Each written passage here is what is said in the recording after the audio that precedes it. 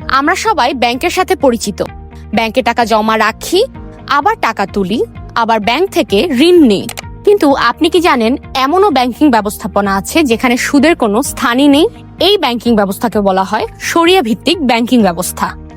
আজকে আমরা জানবো এই ব্যাংকগুলো ঠিক কিভাবে কাজ করে, আর সুদ না নিলে এরা ঠিক কিভাবে লাভ করে, এবং প্রচলিত ব্যাংকিং ব্যবস্থা থেকে এই ব্যাংক ব্যবস্থাগুলো কতটুকু আলাদা।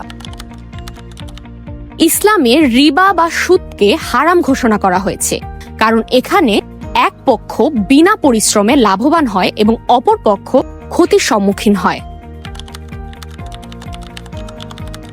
প্রচলিত ব্যাংকগুলো টাকা ধার দিয়ে তার সুদ থেকে আয় করে, এটি তাদের আয়ের প্রধান উৎস। কিন্তু ইসলামী ব্যাংকে সুদ দেওয়া বা নেওয়া সম্পূর্ণভাবে হারাম। শরিয়া ভিত্তিক ব্যাংকিং এ চুক্তির শর্তগুলো স্পষ্টভাবে নির্ধারণ করা লাগবে। এমন কোনো চুক্তি করা যাবে না যা ভবিষ্যৎ অনিশ্চিত। যেমন একজন জেলেকে অগ্রিম টাকা দিয়ে বলা, আজকে জালে যা মাছ উঠবে তার সব আমার। এখানে কি মাছ কি পরিমাণে উঠবে তা সম্পূর্ণ অনিশ্চিত। এমন কোনো লেনদেন করা যাবে না যা সম্পূর্ণভাবে ভাগ্যের উপর নির্ভরশীল। যেমন ক্রিকেট বা ফুটবল খেলায় কোন দল জিতবে বা কোন খেলোয়াড় কত রান করবে তার উপর টাকা বাজি ধরা। তাহলে প্রশ্ন আসে, ইসলামী ব্যাংকগুলো আসলে লাভ করে কিভাবে? মুরাবাহা। ধরুন আপনার একটি ফ্রিজ কিনতে হবে। প্রচলিত ব্যাংক আপনাকে 1 লক্ষ টাকা লোন দিবে। আপনাকে সুদ সহ মোট 1,10,000 টাকা শোধ করতে হবে।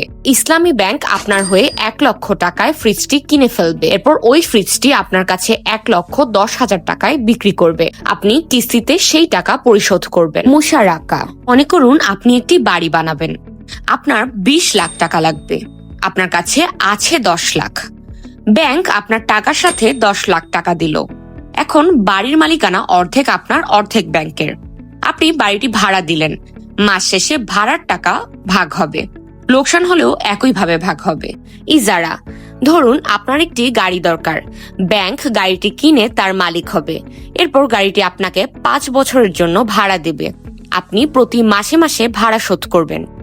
5 বছর পর চুক্তি অনুযায়ী ব্যাংক হয়তো সামান্য মূল্যে গাড়িটি আপনার কাছে বিক্রি করে দেবে বা আপনাকে উপহার দেবে। এটা অনেকটা গাড়ির লিজিং এর মতো। মুদারাবা। মনে করুন আপনার ব্যবসায় দারুণ বুদ্ধি আছে কিন্তু টাকা নেই। ব্যাংক আপনার ব্যবসায় 10 লক্ষ টাকা বিনিয়োগ করলো। আপনি আপনার শ্রম ও মেধা দিয়ে ব্যবসা চালালেন। চুক্তি হলো, ব্যবসায় লাভ হলে লাভের একটি অংশ ব্যাংক পাবে, তবে ব্যবসায় যদি লোকসান হয় সেই লোকসানের সবটুকু ব্যাংক বহন করবে। শরিয়া ব্যাংকগুলো শুধু সুদমুক্ত থাকলেই হয় না, তাদের আরো কিছু নিয়ম মানতে হয়। ইসলামী শরিয়া মতে হারাম বা নিষিদ্ধ এমন কোনো ব্যবসায় তারা বিনিয়োগ করতে পারে না। যেমন অ্যালকোহল, জুয়া, তামাক বা ইসলামে অনুমোদিত নয় এমন কোনো খাতের ব্যবসায় তারা অর্থায়ন করে না। শরিয়া ব্যাংকিং এর সবচেয়ে গুরুত্বপূর্ণ অংশ হলো শরিয়া সুপারভাইজারি বোর্ড, যারা নিশ্চিত করে যে ব্যাংক শুধুমাত্র নামে নয় বাস্তব কাজেও শরিয়া অনুসরণ করছে।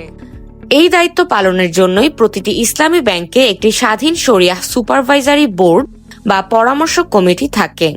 এই বোর্ডে সাধারণত ইসলামী আইন বা ফিকহ বিষয়ে অভিজ্ঞ আলেম, আধুনিক অর্থনীতি ও ব্যাংকিং বিষয়ে বিশেষজ্ঞ এবং কখনো কখনো আইন বা হিসাব বিজ্ঞানের বিশেষজ্ঞরাও অন্তর্ভুক্ত থাকে। শরিয়া ভিত্তিক ব্যাংকিং মূলত একটি আদর্শমূলক ব্যবস্থা। মানুষের ধর্মীয় বিশ্বাস এবং আস্থার কারণেই বর্তমানে দিনে দিনে এই ব্যাংকিং ব্যবস্থার জনপ্রিয়তা বাড়ছে।